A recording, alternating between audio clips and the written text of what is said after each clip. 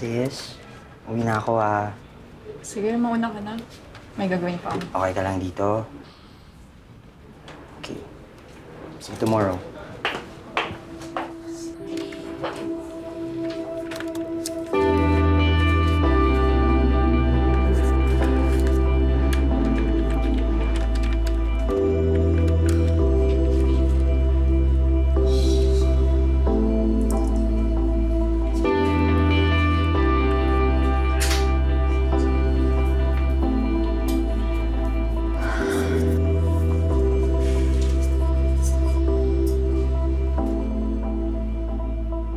Sorry, Miguel.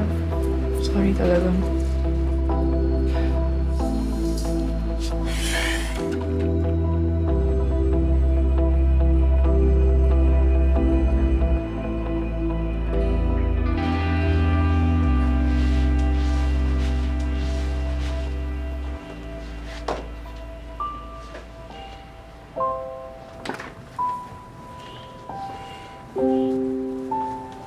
Sorry, pinakialam ko yan.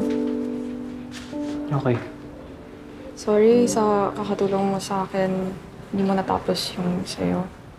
Ginawa ko na yan pang bawi. Akala ko, ginawa mo siya kasi nagigilty ka sa panggagamit mo sa akin. Narinig ko kayo ni Miss Jory sa pantry.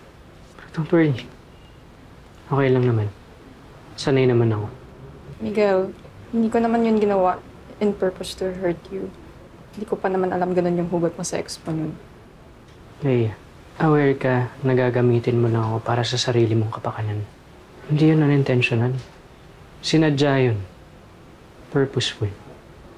At kaya may karga man ako o wala, hindi yun lisensya to take advantage. Mali ang manggamit ng tao. Maling-mali. I know. Sorry. Sorry talaga. Actually, alam ko naman eh. Kasi di ba, ayaw mo ibigay number mo. Ano pa bang rason nun? Eh, ako naman to si tanga.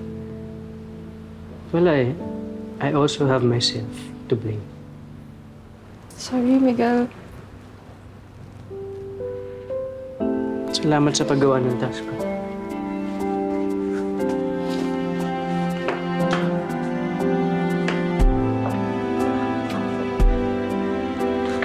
Anong drama nun?